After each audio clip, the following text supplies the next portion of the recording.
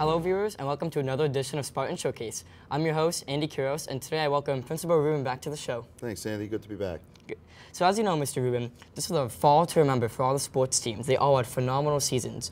Do you have any comments about the athletic program? Yeah, I'm really proud of really the work everyone did this fall. Coaches, players, the fans that came out to support the teams, to come away with a couple of league championships, and girls cross country and boys soccer kind of got us going. Nice to hang a banner in the gym.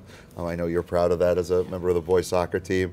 For football to advance to the district final, for girls soccer to advance to the district final for the second straight year, for golf to continue to do better, for the boys cross country team to finish third, and for cheerleading to really take a number of steps forward, and being such a young program, only a couple of years old. So all in all, it was great to see not only the the performance of the teams and the growth and their improvement, but just the way the fans came out and supported, and to see the community get behind the teams. Whether we're up in Lunenburg or Neshoba or Foley Stadium or right outside the school, it was great to see. And your usage of Twitter was really helpful because you were live tweeting all the games. Well, not everybody can get there. Yeah. I know for folks who don't necessarily follow me, but follow the follow like the Worcester Telegram, you can send a tweet to them and they'd be able to see the results. And I know for a lot of our faculty members and people who are parents of young kids that didn't want to get up and drive out to some of the road games, it's helpful. And for me, Twitter just it has a lot of good uses, a lot of ways to learn, a lot of ways to stay in touch. And gone are the days of when I was in school and you'd wait till the next morning and look in the newspaper and try and find the score and try and think about who you were playing. Now, by the end of the game, you know what the final result is, and people are looking for instant info. I'm glad I could help them out. And can you talk about how Twitter can be used in an educational setting? Yeah, sure. I mean, from a school standpoint, you can do things like, Twitter chats, which, our state association does one every month, and, uses a couple of hashtags to try and communicate among each other. For me, it's a good resource to find information. If you're a high school senior, the AP and the College Board, they're putting out reminders or questions of the day from certain subject areas. So there's a lot of resources out there. I think if the last month has taught us anything, it's that you have to be able to evaluate some of those sources. Not all the news and not all the sources are accurate, and some of them might be scams. But from an educational standpoint, if you're following the right things and you're communicating with the right people, you can get a lot out of it. And even beyond Twitter, there's been a huge usage of technology throughout the school. How are teachers using technology? Well, I think one of the things that Uxbridge had when I got here, and this is only my second year, was you guys are all given one of these handy little things, and I think some of the teachers and even some of the students were wondering, okay, are we using this to our full potential? And I think we could say, a year ago, maybe some people would say, yeah, probably not. I think a lot of people felt like they were becoming more distractions than anything. So getting a lot of teachers on board this year with using Google Classroom. I know for some of the students, they don't love Turnitin, but Turnitin is a great tool for, checking your work and making sure that you're not plagiarizing too much, hopefully before you turn it in, hence the term. I think it's been great to see that grow, and I think some of the people who would have said last year, the iPads, they're a pain, all the technology, it's a pain, are now on board with, don't take it away, because we've put a lot of time and energy into using Google Classroom, and I find that to be probably the most productive thing. Notes are posted after class, helpful videos, quizzes, study resources, ways to hand work in. It just streamlines things. There's no more excuse for, I didn't print it. I left it at home, I didn't print it, my printer didn't work, or ran out of ink, or the network went down. Oh, the network here has been pretty good, generally. Sometimes it's a little slower, but overall it's in pretty good shape. And I missed class. The notes are right there. Or I missed this slide while I was taking notes about something else. Well, they're right there. And I think in that regard, it's blown up pretty exponentially this year. We went from, I think, 2 teachers using Google Classroom last year to, I think, 25 this year. I'm sure you see it every once in a while as well. And speaking of teaching, you're actually a guest speaker in some of the senior literature classes. Yeah, it's like riding a bike. I think for someone like me, it was a good excuse to get back into. They asked me to help out because it was something I had some experience with, and could maybe give a different context to the students than necessarily the teacher could, based on the subject. But for me, it's a good opportunity to refresh why I got into education to begin with. I'm very jealous of teachers. I think they have the best job in the building, and for me, it's a nice opportunity to connect with kids, for them to see me in a different way, and for me to practice some skills so that the knife doesn't get too dull. And at the same time, if it's something that I can provide, I mean, I was an English teacher, but in college I had some experience with social history and sociology. So if it's something I can bring to the table that's going to make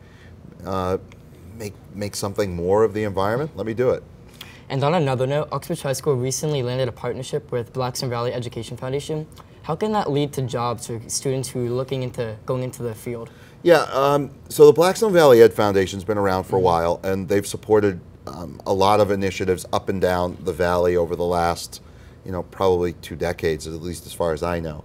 Our partnership enabled some of our students to join with the Blackstone Valley Chamber of Commerce as well, and visit some of the local manufacturing firms in this area, including one that's right here in Uxbridge, Lampin Technologies, and Allied Systems up in Sutton, and was another one, and it gave kids some insight into, okay, well, when I leave high school, if I'm not certain of what I want to do, here are some places where we can potentially partner with the Ed Foundation in terms of our curricula here and what kids are doing outside, or what workforces are looking for outside.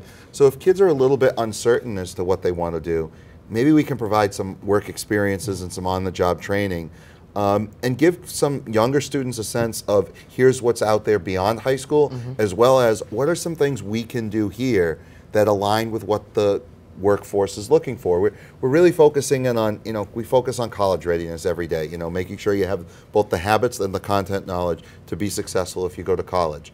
But we also want people to be ready with some of those soft skills of, how to shake hands, look someone in the eye, and take some direction from an employer. And that's not easy to do, and those are some of those soft skills that I think our work with the Ed Foundation is going to really help. And we recently sent a group of students to a local business, and they got a day out of class, and they got to be in a work environment. Yeah, and they got to, some of the kids said, boy, the lunch was great, but they were also able to see that some of the things that our teachers are doing, in this case manufacturing, they apply right to the real world. So I think a lot of things that kids say is, well, why am I learning this? Well, now you know. I mean, there is, for every person like me who maybe taught, theme of poetry and then actually, learned it when he was a junior in high school and then got to use it a few years later in a classroom, there aren't many of us that become English teachers. But here was legitimately an opportunity for us to learn some things and to give kids an opportunity to do things practically. Someone wants to find me now, and you know what? That's not going to be okay. We'll call them back. I should have put it on silent, Andy. Yeah. I'm sorry. And a transition onto your November newsletter, which featured your Uxbridge High School's core values on education. Can you explain what some of those values are? Yeah, I think one of the things that we're going into now over the next couple of years will be our reaccreditation visit. And while I feel very confident about where Uxbridge High School is positioned in terms of many of the standards, they all fall back on what are called core values, beliefs about learning, and school-wide learning expectations. And those were things that we really needed to define. So we worked through those with our faculty, with our school council, with some staff groups, with the community, and try and hone in what we believe a member of our community should embody. And those are what we would call our core values. And then what we believe every student or person who works here, comes into contact with us here at Uxbridge High School would do.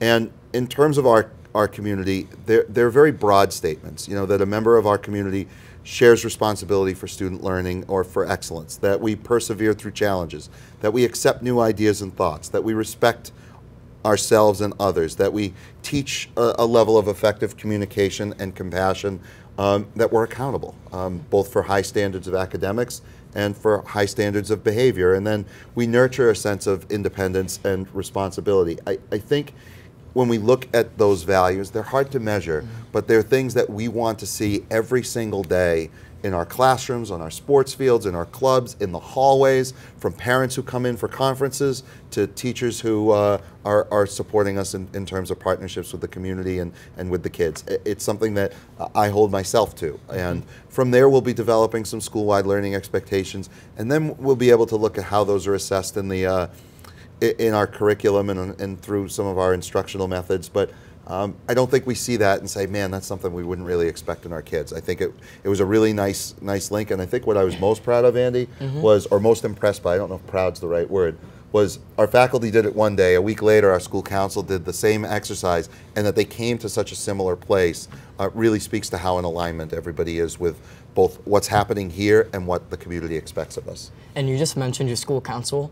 Do you have any updates on what they've been doing recently? Yeah, I mean, that was a big part of it. I mean, the big challenge for school council as we get through the months of November and December is establishing budgetary priorities. They advise on the budget and where our needs are and what we advocate for, and what's important both for students and for the community at large. And that takes on a big chunk of our time at this point of the year. And we also start assessing where we are in terms of our school improvement plan. And that's, I think, going pretty well. We set out some pretty lofty goals this year, but I'm pleased with our trajectory. And how could a community member become involved in this council? It's a good question. You know, we have 3 at-large or 2 at-large community members right now. There's a formula, you know, that you're supposed to have. If you have 3 members of your faculty, you should have 3 parents, 3 students, so that it's in balance. We have a pretty large council, and part of that is, you know, when 4 or 5 parents want to be involved, I want 4 or 5 parents to be involved. But the meetings are open to the public, and I don't follow such a tight agenda that the public could only come and speak at a certain point. If members of the public came and wanted to hear our discussion, by all means. Our agendas generally are posted on the school website and on the school council website, usually a few days before the meetings, and we try to keep to that agenda. We're not necessarily bound to the agenda. If somebody comes and there was somebody from the public that said, I would like you to bring this up, they could certainly email me and say, I'd like to come and address it, and we'd be happy to include them. And recently, Uxbridge High School hosted a blood drive where American Red Cross came in. How do you think the event went? Pretty smooth. I've been in some buildings where they don't go well for a number of reasons, either because you know, students are periodically out of class and wandering and don't find their way back to class, or you know, my biggest nightmare, the needle goes in and you know, Johnny passes out. We didn't have any of that. A couple cups of orange juice and everybody was okay. It was pretty efficient. It's a credit to the student council, which is different from school council. It was a credit to the students, and the advisors did a really nice job organizing it. And I think it was easy for the faculty to know when kids were going to be there and when they should be expected back in class. And could you see Uxbridge High School hosting another one? Yeah, I think, again, with school council and student council, I'm sorry, with student council or National Honor Society or any of our student groups, I look for ways that I can support them. What are the things they want to do, and how are we going to be able to make them fit with the broader school context? Timing is tough. You know, there are a lot of demands on time. Blood drives cause certain kids to be out of class, depending on where it is in the school year. Sometimes teachers get tense. You know, in one building where I was, I remember the blood drive was a couple of weeks before MCAS. You know, you had teachers of sophomores who were a little bit tense when kids would miss a day because they really believed in every value of every minute that their kids were with them before the test, and I respect that. So it would be one of those things that we'd have to look at and be thoughtful, but as far as support, they don't have to worry about that from me. And that's all for today's show. That was easy. Yep. Thank you so much from everyone here at UCTV who made this production possible, and we'll see you next time here, Mr. Rubin, on Spartan Showcase. Thank you, Andy. Thanks, everyone.